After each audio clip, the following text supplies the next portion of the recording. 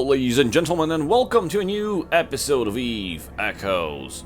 I miss you guys a lot, been quite busy, well, mostly with work, and I've actually been really keen on trying out the balance patch. Well, that turned out to be a big and why is that, you might ask? Well, apparently they released a separate build, like it's a separate app, just containing the build with the balance patch, and it's only available for Android.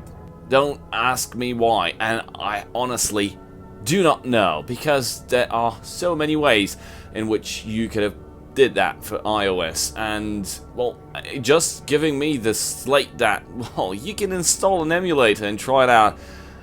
I can't. I don't have a PC, and I don't have an Android phone, and unfortunately emulators don't work on my M1 Mac, so unfortunately I am unable to test that balance patch. But fear not, as history would dictate, I think we can put our experience and expertise to good use, like we've done so many times before, and just analyze the patch notes themselves and reach our own conclusions. Unfortunately, this is pretty much how it's going to be like. But I've seen plenty of screenshots, I've seen plenty of stuff, and I think I've got a pretty good idea about what's going to be arriving after this Wednesday downtime. It's pretty obvious that's when the test ends, so that's most likely the date when the balance patch will hit the live service. You don't need a rocket science engineering degree for that one. But first things first, let's announce the community question of the week winners. Because we've got 3 of them, and all 3 of them are going to be receiving a 1 Omega combo clone worth 30 days of Omega duo time. Last week's community question of the week was, did you enjoy our top 10 list with issues, and actually do you think that something should have been jammed in there and I might have missed it? Our first winner is the Senate I Am with the comment, I agree with all the points that you raised in this video. I hope NetEase could put more effort into fixing these instead of releasing new content that only can be reached by whales. To me, the most damaging part is the ship tree tech level, because bigger ships always get more income for the time spent. It makes players like me continuously increasing in ship size as I advance through tech levels. However, that kinda let me skill into everything but nothing at the same time. As a more free-to-play player, it is now next to impossible for me to reskill into the ships that I want to fly. The tech levels also meant situations like this. My friends who are Tech 10 can fly coveted 2s, which almost triples the ore hold of a retriever, while being able to fill its ore hold in half of the time of the retriever. This makes it impossible for lower tech level players to catch up to tech level 10 pilots, and would eventually lead them into quitting the game. Another issue I had with the game is that the passive skill point regen, mainly when you are inactive for long periods. When I quit the game a while back and then came back, I found myself stuck at the same tech level while everyone else has gone into flying battleships, etc. This makes it very hard for returning players to find interest in the game, as they cannot get access to the content that makes this game interesting. I get that it can be a bit game-breaking for players who passively gain skill points even while being inactive, but I think that they should at least be given a portion of the skill points they would have got. Congratulations to Senate I Am. Moving over to our second winner of today, which is Raminus Darcinus with the comment, you pinned how I feel about this game. As a miner, I lost my interest in game, but I'm still mining because corporations still buy minerals. I like to also build ships, but no buyers, no market, no builders, no sandbox.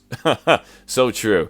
I understand first insurance compensation due to game bugs, but now it's killing it slowly, day by day. Congratulations, Raminus. You're our second winner. Let's move over to our third and final winner, which is Nilis Kale with the comment, top 10, everything that needed to be addressed is all here. Can't agree anymore, your thoughts, and indeed they need to fix these issues, not as just as balance. thingy, but rather emergency patch, lol. If I would add minor thing on top of the drone box is that sometimes if your target is already gone by other pilot who is in your fleet blew the ship, the drone is not functional anymore unless you manually make it focus fire your next target. Yeah, I forgot about that one. Thank you for bringing it up. Also, the explorer ships need more mid-slots so it can be either used to salvage the wreck or scanning, as it should be a versatile ship, not the interceptors. Destroyers require its own perk, same as other class does, such as interceptors or agile. Cruisers have vast variety in terms of weapon, class and tanky. Battlecruisers can fit large weapons, battleships have high alpha, etc. I'm half worried and excited to see upcoming balance patch. I hope it will fix the game and make this game more popular. Thank you, Nils Kale. Congratulations, you being our third winner. Congratulations to all of our 3 winners. Thank you all for participating. Do stick around till the end of the video because we'll be having yet another community question of the week with 3 Omega Combo clones ready to head out to 3 lucky winners. In order to participate, remember you need to leave a comment below with your in-game name and a character ID and your answer to the community question of the week. But for now, let's move on to our main content for today. And of course, I'm talking about the Balance Update test server announcement. And as I mentioned in the beginning of the video, I wasn't able, and I'm still not able to join, and the test server, I think, ends like tomorrow or today. Yeah, but am I disappointed? Hell yeah.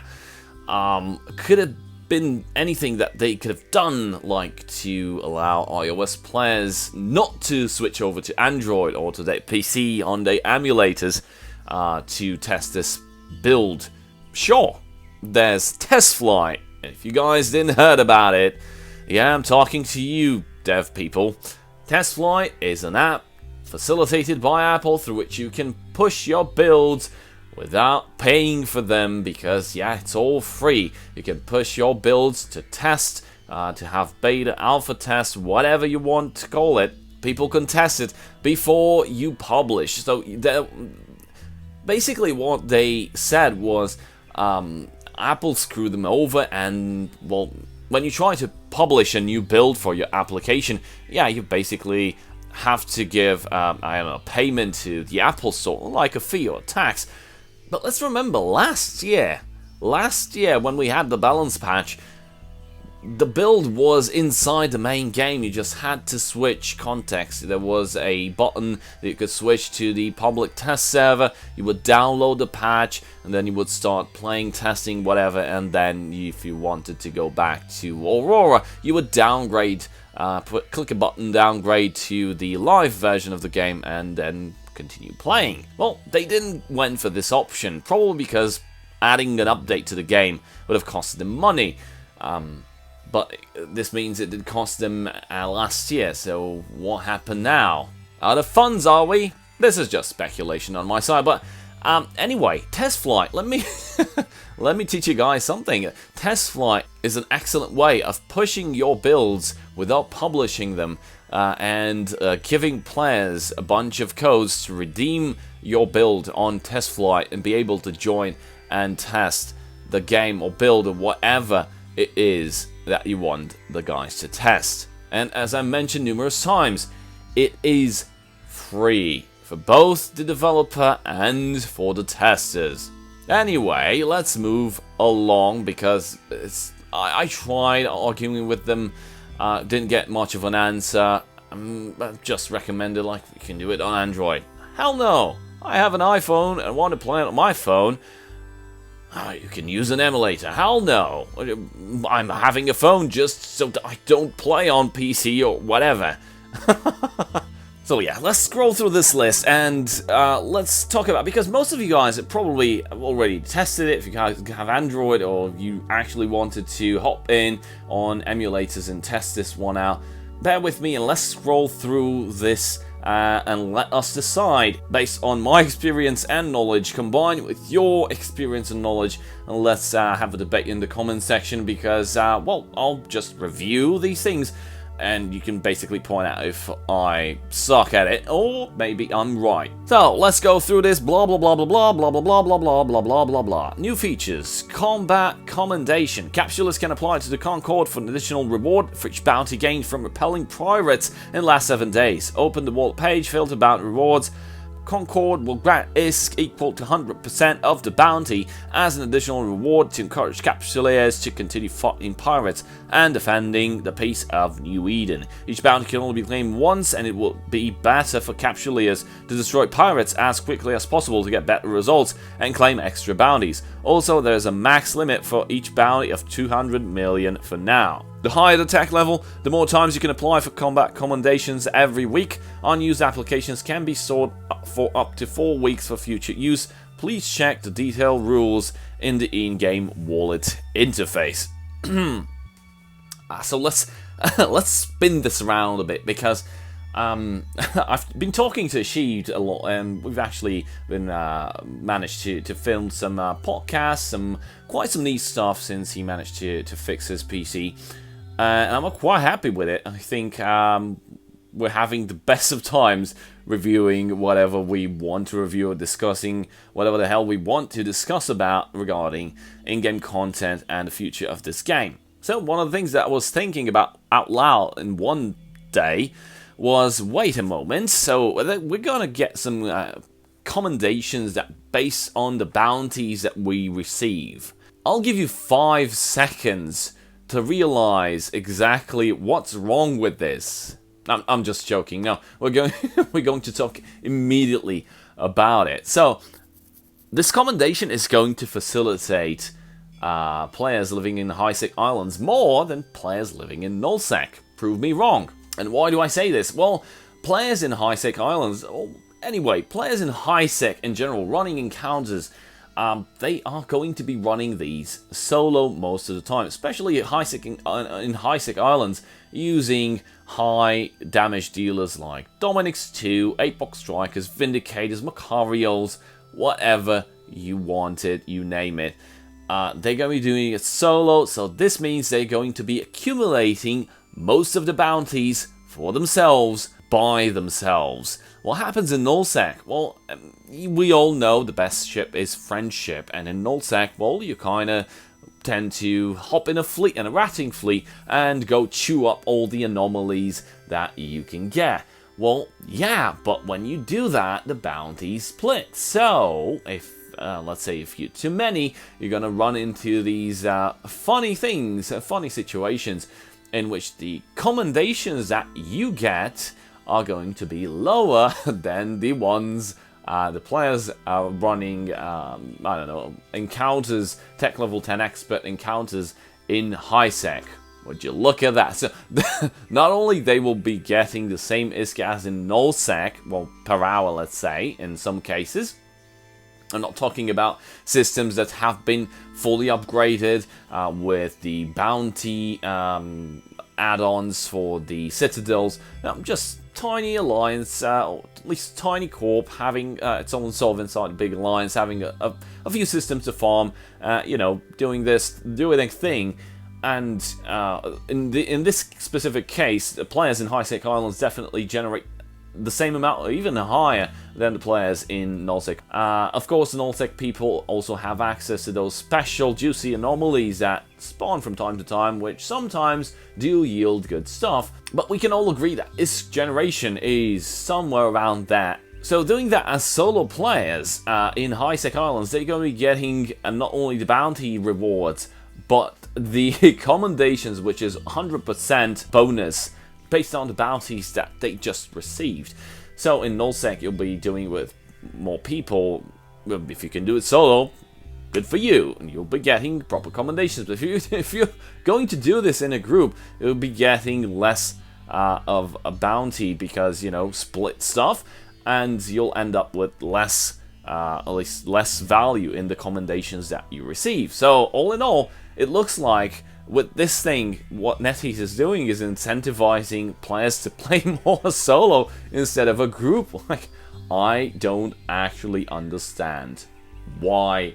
I'm not even gonna bother, but do prove me wrong, and do tell if I'm wrong about this. But this does look like it, and I said it. Scrolling down, Lazarus unit gift. Considering that capture leads may have Lazarus unit needs after the balance adjustment, the Concord will provide capture lead with Lazarus unit gifts.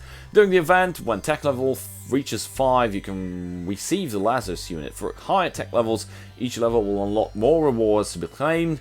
The exact amount is in accordance with the in-game event page. Yeah, you can probably see it on the test server. I can't see it because... Anyway, you will be getting some Lazarus you'll be able to respec using those, so that might be okay. There's also that in-game event that will give you around 3 million Lazarus units, and you can also get some Lazarus units with some discounted price in the store for some Aurum, 180 Aurum for 1 million Lazarus units. But anyway, considering the high amount of skill points invested by players, which are tech level 10, let's just consider drones, because we'll reach further down, and yeah, drones are probably gonna get enough, but I didn't manage to see the numbers yet. I'll probably see them on Wednesday, so we'll probably touch on that then and there. But let's take, for example, drones, which do require the most skills, the most skill point investment against all other weapon types, because aside from the fact that all the other weapon types have, let's say, 6 skills for each size of the gun, like, you know, medium lasers. You have medium lasers, the basic, advanced, and expert, and then you have the medium laser upgrade, the basic, advanced, and the expert, which is, yeah, 6 skills. Well, on drones, aside from those 6 skills, you also need 3 additional skills, which generally apply for all drones, like for all types of drones, small, medium, large. But you kind of need that because it provides a drone optimal range, drone control range, and if I'm not mistaken, also drone speed. So that's an extra investment, and if you max out all that stuff, yeah, you're gonna have much more skill points invested into drones than any other weapon type if you're a drone pilot. So probably the Lazarus units won't take into account that, well, drones are gonna eat up more skill points if you want to respec, therefore more Lazarus units, or even, well, more Plex or Aurum, or more Visa swiped, but you get the picture. And also, just giving out, I don't know, 6 million skill points in reset, as in Lazarus units, that's not nearly enough if you are specialized into some, let's say, 2 expert skills. The expert for, let's say, large cannons, and expert for large cannon upgrades. That's, I believe that's 14 million skill points just for the level 5 combined of those skill levels, and not including the other levels of those skills. So that's a lot of skill points. I don't think you'll be able to cover them with Lazarus units just given for free, and this is probably just gonna be another ripoff, but we'll see. I'm definitely sure that the impact on weapon types, again, I'm not sure about the drones, will not be that severe, hopefully. Because, well, I'm a drone pilot, so if they fuck up the drones, I'm kind of fucked. Scrolling down below, we got corporation management updates. When the corporation leader is offline for more than 21 days, corporation members can initiate a ballot to change the CEO. Voting lasts for 48 hours. The vote is a registered ballot, and the result will be made public when voting is over. The capture leader with the highest number of votes will become the new corp's CEO. All the corporation members who have joined the corporation and logged into the game within 3 days before the voting starts will be eligible to vote and can be voted for.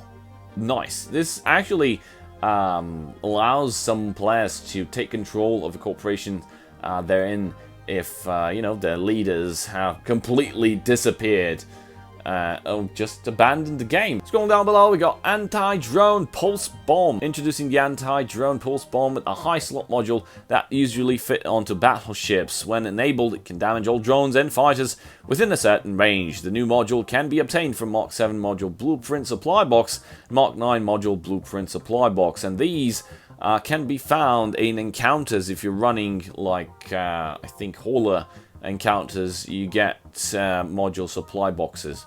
Now, I really had hopes that they would introduce smart bombs like an Evil Line, but they perverted it a bit. It's not going to be a smart bomb in its full capabilities. It'll not damage everything around your ship like AoE effect. It's just going to affect the drones, only the drones.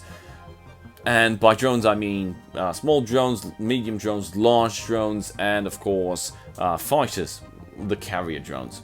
So this, introducing these is like a hack. It's like a band-aid applied to a severed arm. The problem with drones is that they're affecting the server when there's large battles, and there's large battles because, well, it's Eve. But why are there so many drones? Because they're the only counter to shield field modules, which are fielded by Shield Guardian ships. And, well, Shield Guardian ships can basically protect the entire fleet, or even more. It depends how many can fit inside the shield bubble. Not like the shitty armor links, no. So the only way to bypass that, because some ships can actually withstand a severe amount of punishment and actually make entire fleets invulnerable during the course of the fight. So the only counter to it is actually having many drones just being deployed inside that shield bubble and ruining up everything that's inside. But because, well, drones are coded poorly in Eve Echoes, we don't know why. We don't know why they were redesigned. Probably because of the engine that Eve Echoes is running on. Probably due to technical limitations. We don't know, but definitely adding smart bombs that affect only drones. This is a good item, but this is not the proper way of introducing it. You're not going to solve problems with the server and drone spam by introducing this. You call this deterrent for drones? No, because this will not stop the drone spam. I mean, players are still going to be fielding high amounts of drones, and it's going to mess up the server. You just have another item that, well, what's it gonna do? Well, basically the drones are coded just like ships, so whenever you're launching some drones, they're gonna eat up a lot of memory on your phone, and they're gonna force a lot of calculations on the server. So what do? You introduce an item that will AoE damage. Well, if you have 1,000 drones near you, and you activate that shit, it's going to deal damage to all of 1,000 items that are in space right now, those drones. So that means 1,000 calculations for each of the drone applying damage, and you end up with even more calculations. So you have your drone calculations that the server is trying to handle, and you have a bunch of battleships activating the smart bombs, and you'll be forcing the server to double, triple, or even quadruple the number of calculations it needs to do. Not to mention that these might not even work in time dilation. Who knows what it can happen, but this is not the solution.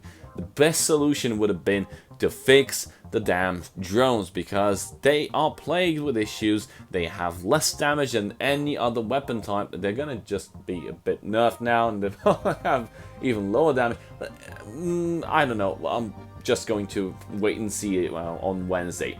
But this, yeah. Moving over to Plex price restrictions. A measure to stop malicious manipulation of the Plex price. From now on, whenever a player attempts to sell Plex, alter Plex price, acquire Plex, the price they set must be within this range. Weekly valuation times 80%.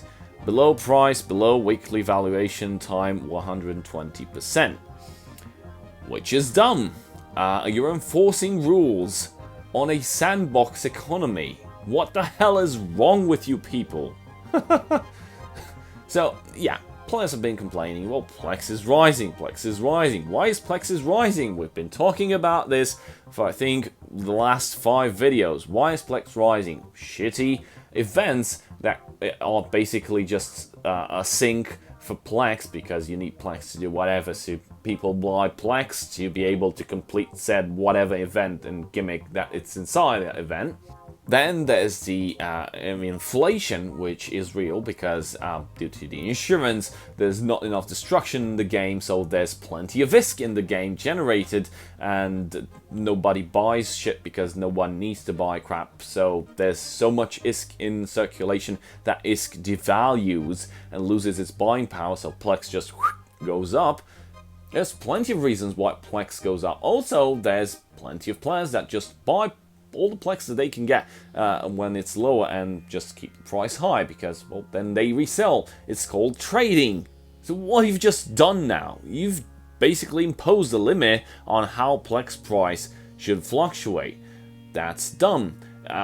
Well, Plex price rising, you're actually incentivizing people to put more Plex in the sandbox, inside the economy, to sell the Plex that they have, or to buy Plex using Aurum, to buy Plex from the store and put it on the market.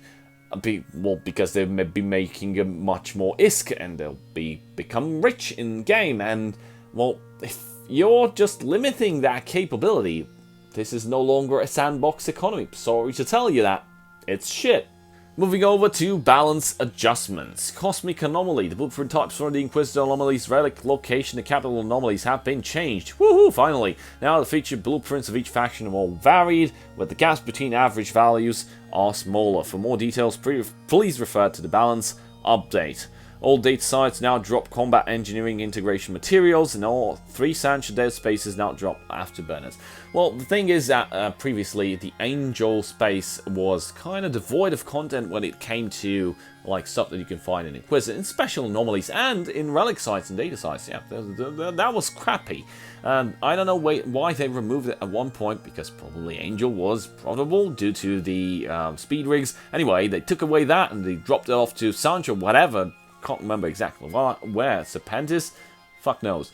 So now, because, well, we've been complaining for a year, they decided to rebalance that stuff, which is good. This I actually like, and this is something good that actually I'm quite amazed at myself. I have to praise them, and there's no shame in that. This is something done good, and this should have happened a long time ago.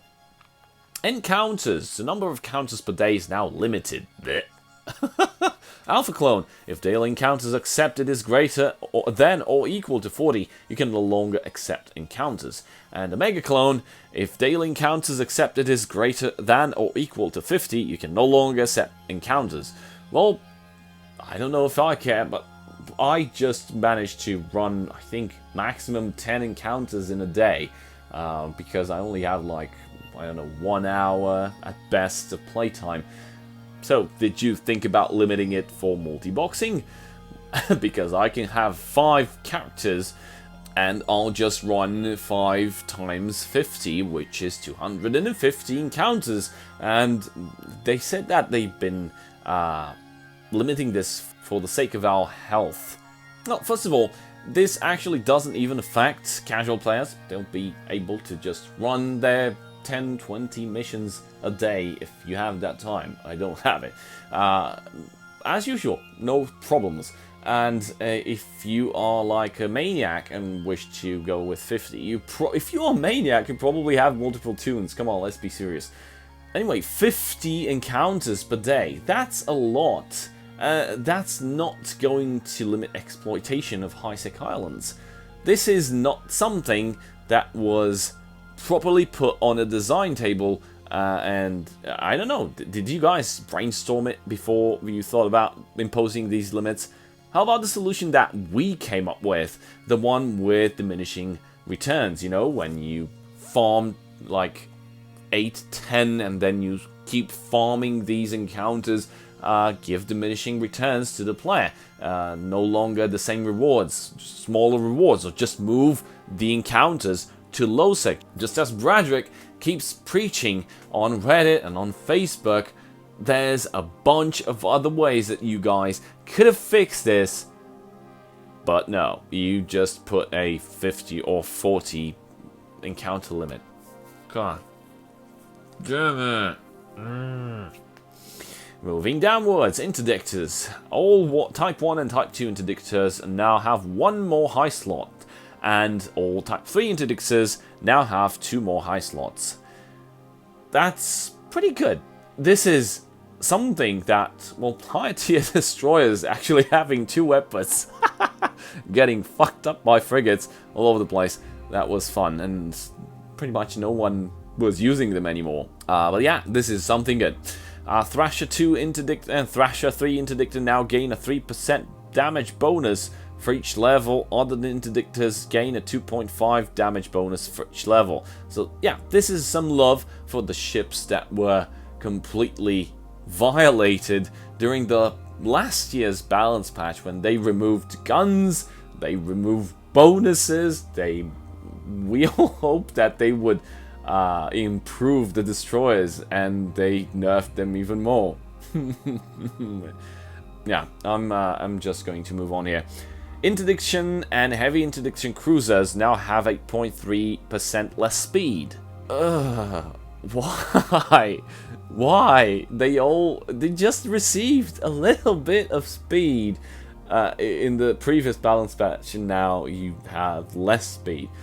So it's going to be tougher for them to get out of their own bubbles, at least the small dictators, which is pretty much kind of the purpose of a small interdictor, is to zoom in. If it's not going to, you know, do its ship roll thing like anti-frigate, which is also like kind of crappy.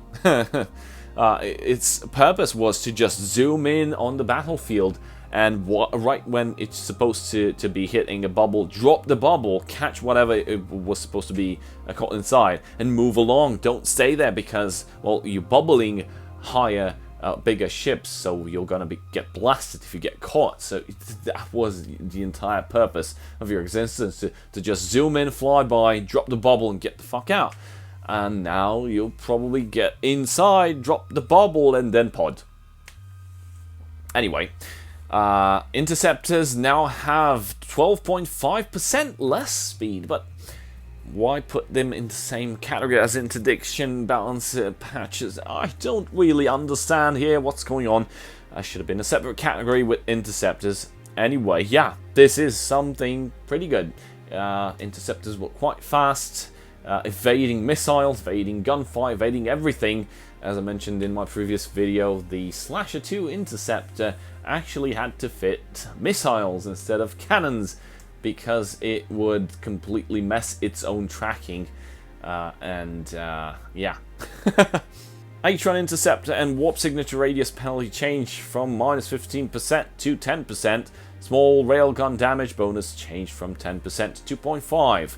Yes, take that firepower away. Interceptors are supposed to be battling their own kind, or tackle stuff, not tackle, kill, and all whatever roles that interceptors have been having for the past 1 year. Optimal range of Atron 2 Interceptor, Warp Disruptor, and Warp Scrambler changed from 5% to 6%. Well, yeah, this is a good thing added for the interceptors. They're supposed to be tackling. Yeah, so this is a good call.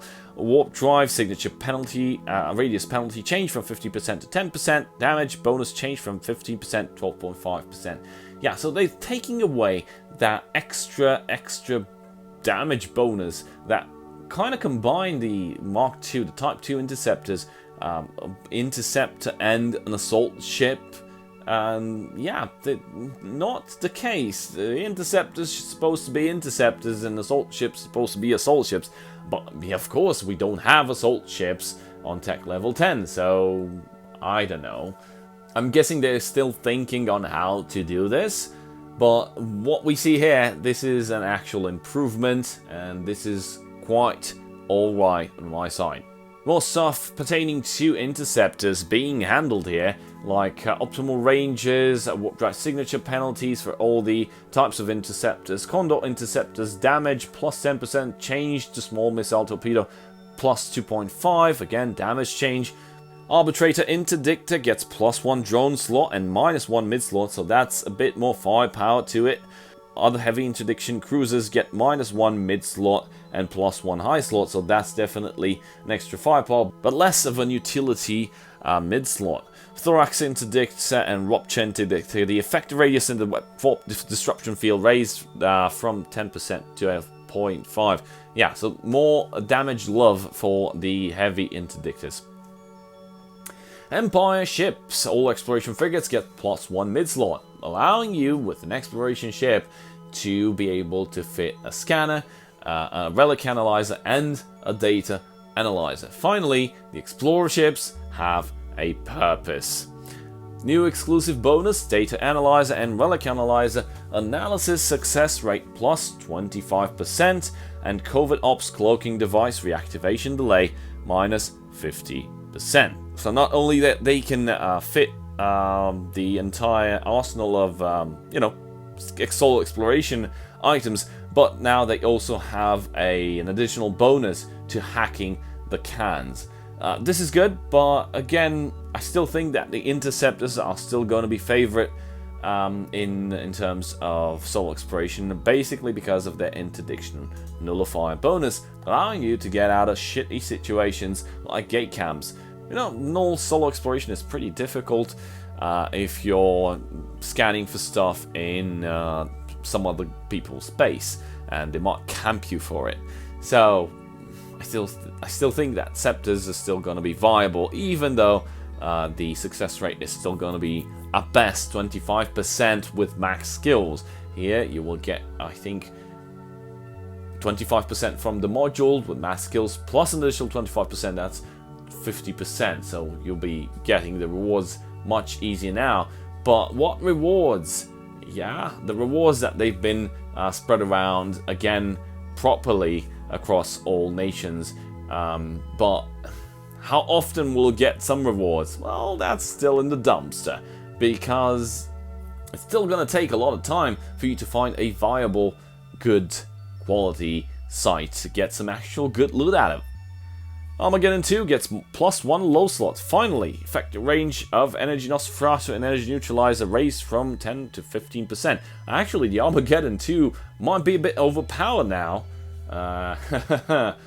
So yeah, definitely gonna be worth looking into once the balance patch hits live, and also the private test server Fulmination, which I'll be able to hop on and test exactly how much damage will Armageddon 2 be capable of.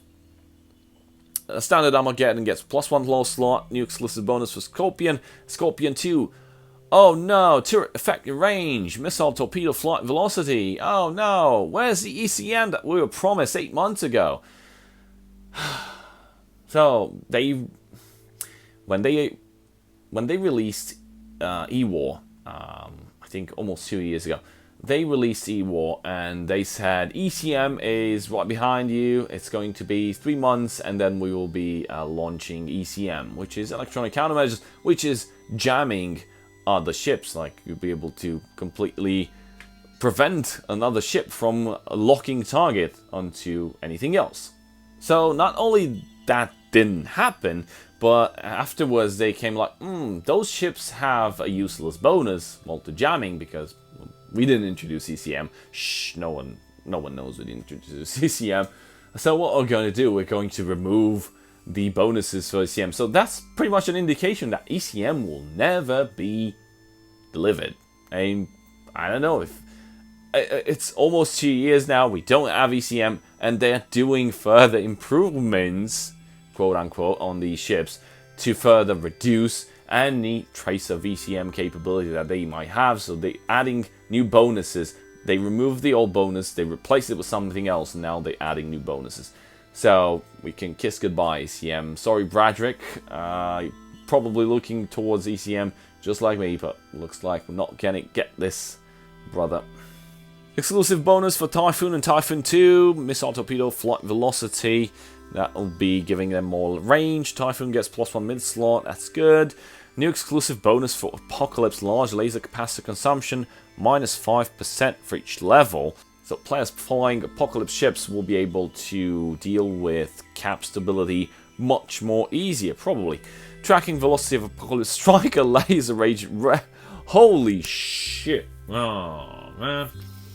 Tracking velocity of Apocalypse Striker's large laser raised from 5% to 7.5%. You've seen my video of the Apocalypse Striker running high-sec islands in striker slash siege mode, whatever you want to call it, with pulse lasers and dealing 23 or 24,000 damage every 4.5 seconds, something around there. And I had no issues tracking unless I was into siege mode, but you know, just deal with the battleships and exit siege mode and they'll deal with the rest of the stuff. And I actually needed 2 webs to deal with smaller stuff that kept orbiting me, but even that 2 webs and insta pop everything. So now they're just giving us more tracking, meaning we can eliminate 1 web probably, and this specific bonus race increase was not needed on the Apocalypse Striker. Harbinger Logistics, Drake Logistics, Armor Remote Repair and Remote Shield Boost activation time -8%, changed Armor Repair Shield Boost effect +20%. This means they'll give more shield and more armor instead of running the cycles more and leaving you without any cap. So that's kind of good. Also, remote cap transmitter effective range bonus increased from 75% to 100%. Capacitor transmit effect bonus increased from 20% to 25%. Ogre Spray, I'm guessing it's kind of the same. 5% change to 12.5. 50 to 75%, 20 to 25. So an all-out love towards logistic ships. All logistic cruisers gets +1 mid-slot, so that means more utility. +5% secondary damage bonus removed from all stealth bomber 2s. So yeah, we had like those dual damage types, and now they're getting removed. So they're just going to be focused. Like, you want to deal kinetic damage, you're going to get Manicore. You want to get the thermal damage, you're going to get the Galenti one. So yeah, that's pretty okay. August 2, Assault Sensor Strength, +3% change to scan resolution. That's another indication that we're not getting ECM at all. Sensor strength was something that was good for anti-jamming. You had better sensor strength, that it would be less of a jamming ship to be able to successfully jam you. So, of course, ECM is not coming. They're just replacing this with something else. So it's scan resolution, which is the ability to target stuff faster, which is good. Sensor strength bonus of Blackbird. Blackbird, Covert Ops, Blackbird 2, Covert Ops, Blackbird Interdict, and change to missile, torpedo flight velocity. Yeah, again, sensor strength removed. Here comes some other type of bonus for ships that actually had ECM bonuses. Blackbird 3, Covert Ops, sensor strength, again. Scan resolution for Celestis, again, changed. Velocity. Exclusive bonus for Cyclone Guardian. Shield booster capacitor need -5% for each level, being able to be more tanky. New exclusive bonus for Myrmidon Guardian. Armor repair capacitor consumption -5% for each level. Also good. Although shield tanking is a bit different than armor tanking, but never mind. They'll probably have a discussion. I think there have been discussions about this since so long. I forgot when it all started. Probably when the game launched, or even before. During the betas. Hell knows. Well, we go to faction ships. All non-Empire battleships now have up to 8 locked targets. Sisters of Eve and Orders Legion ships now 10% more shields, armor, and structure. That's effective HP. New exclusive bonus for Sisters of Eve ships, data analyzer and relic analyzer success rate +25%. So they're receiving the same bonus as the Explorer frigates, the Empire ones. Which is good. Again, an incentive to fly these instead of interceptors, but again, interceptors are still going to be favored because of their interdiction nullifier properties. Garma damage bonus raised, Orthros damage bonus raised, Bargis damage bonus raised, Astro drone HP raised, drone damage raised, ooh, Stratios drone damage raised, ooh, this is going to be cool. I got a surprise for you in the near future. Nesta drone damage raised. Dremule damage bonus raised. Dremule's getting some love. I know some players that are ecstatic about this one. Happy for you guys. And yeah, it was about time for some faction ships to get some love. Due to the interceptors being assault ships combined, they actually in some cases had higher firepower than some faction ships, which some might argue was Okay, because it's supposed to be like that. Some might argue that no, what the hell? Now it's gonna be fixed, definitely. So this is something good. This is something that I agree with. Industrial ships, Venture 4, inertia modifier, Coveter, inertia modifier, Fenirius combat, humpback and combat. Structure and armor increase. Tyra Badger, ship hold capacity increased. For Mammoth, Breathe, blah blah blah, hold capacity changed, actually increased. And also Kyros Neros, all hold capacity increased. Now, this might be good, incentivizing people to use them more, but I think she mentioned this in one of his videos. There's the standard haulers, and then there's the freighters, and there's nothing in between, just increasing this thing, this specific ore hold of all these industrial ships. Still not gonna cut it. I mean, for transport to nullsec. And of course, as she mentioned, give us jump freighters. That's definitely gonna help people move stuff from nullsec to lowsec into highsec. Capital ships, explosion velocity of Chimera's light fighters raised. Explosion velocity for Thanatos light fighters raised. Ship mode, velocity penalty under assault mode decreased from 99% to 90% instead of warp is disabled. So now you can warp. Under sniper mode, turret effective range missile flight velocity raised to 125%. Turret tracking velocity, drone tracking velocity, missile explosion velocity raised to 25%. Drone command range raised to 100%. This is going to be affecting the Argos, the Argos sniper, and I think the Dragoon sniper, which is good. You're still going to be sitting in one place, so you probably get sniped by something. But if you plate it out, this might actually be a good addition. Skills, laser upgrade, laser, railgun upgrade, cannon upgrade, now provide 30% more optimal range instead of the previous 25%.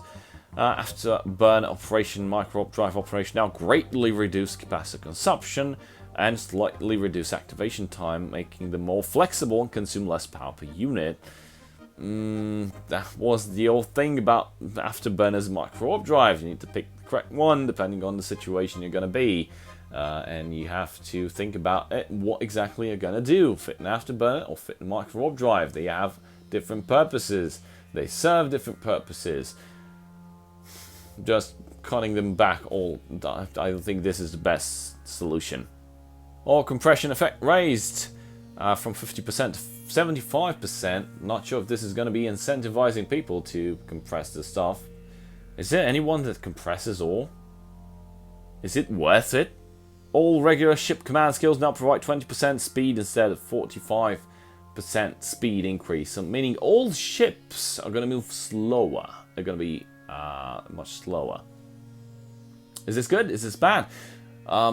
It might be good, but it's definitely going to be bad for some ships, because some ships just rely on pure speed to be able to tank, because they don't have like a specific special tank, like specific armor bonuses or specific shield bonuses. They just rely on their speed to speed tank. Of course, not exaggerated speeds, but still, just cutting back on all ships and their speeds is going to affect people in PvP quite a lot. Freighter command skill, nobody cares about this. Weapons, large beam laser tracking velocity decreased. Large rifled railgun tracking velocity raised. Large pulse laser damage raised.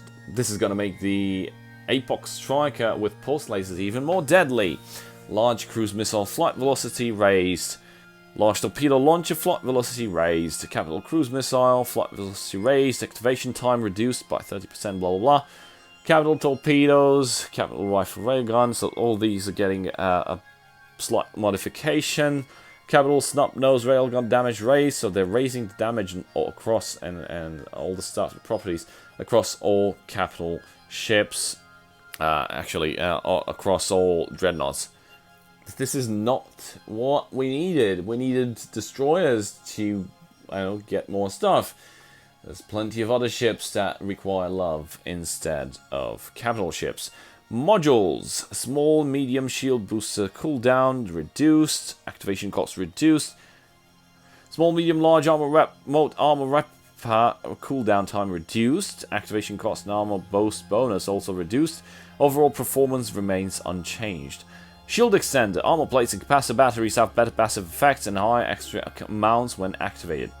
Remove the percentage boost on activation and increase the reactivation delay to 180 seconds. This means it can no longer be spammed, so just running 3 extenders on low slot will no longer allow you to cycle through them effectively one by one and always maintaining one at least active. Heat sinks, magnetic field stabilizer, gyro stabilizers, macro particles, blah blah blah, ballistic controls, and drone damage amplifiers now have higher passive damage and passive activation time bonus. Remove the extra damage bonus and the extra activation time bonus when activated. Restart time increased to 135 seconds. Well, I don't get this exactly. So remove the extra damage bonus and the extra activation time bonus when activated. And then restart time increased to 135 seconds. But if you remove the bonuses from them, why do we still activate them in the first place? This sounds like a language barrier, unfortunately. Interdiction sphere launch activation time raised, flight time reduced 90%, increased disruption field range, fuel consumption raised to 900 gigajoules. This does not look good for interdictors. Increased disruption field range of warp disruption field generators. Lower damage resistance and reduced 50% flight velocity when shield field modules are activated. So this is a big nerf to shield field modules. Shield field modules and armor link modules now have lower power grid requirements. Warp will be disabled when they are activated only for Guardians. Makes fucking sense. Small, medium, large shield modules activation time changed. Restart time changed. They now consume more fuel. Small, medium, large armor link modules, again, time changed, actually increased. Restart timer changed, and they now consume more fuel. Adjusted the resistance growth curve of adaptive resistance modules. Resistance of modules with metal levels lower than level are reduced. Those of modules with metal level higher than level are slightly increased. Rigs receive some love. The Armbit extension rigs now offer optimal range and fall-off range at the same time. That's quite interesting. Increase the effect of fighter range extender. Now increases fall-off range and optimal range at the same time. Warhead, flare, catalyst, and core defense control stabilizers and nanobot accelerator now have better effects. Drone range extenders effect change to increase a fixed amount of optimal range. Feature improvements. Corporations cannot set tax rate to 100% within 30 days of creation. The maximum tax rate is 20%. We have removed the bounty penalty coefficient in nullsec regions. After the adjustment, you can get 100% of the bounty for repelling pirates, compared to 95% before the adjustment. Dreadnoughts and carriers now have fuel tanks, prioritized when consuming fuel. Adjusted description server modules, adjusted default fitting, blah blah blah. Lowered the basic valuation of nanocore and several skins. So that was it, ladies and gentlemen. That was quite a big thing. I'd say I'm happy with half of the changes. Half of the changes that were done were quite good, and looks like somebody was actually thinking when they put it on paper and they debated whatever they did. While the rest of the changes and the rest of the so-called balance is still crap, and there's some decisions that decisions that make absolutely no sense. And I await your comments in the comment section to talk to me and let me know if I'm wrong, if I'm right, you agree with me. Does this make sense for you guys? Because, well, we've reached that point in the video where we announce the next community question of the week. And this week's question is, are you happy with the balance patch? Do you think that something should have been done better? Or if everything is yay okay? Drop a comment below and let me know. Don't forget to put your in-game name and your character ID inside the comment. That's it for today. I hope you guys learned something. Thank you guys for watching. Give a big shout out to my channel supporters, and I'll see you guys next time. Cheers.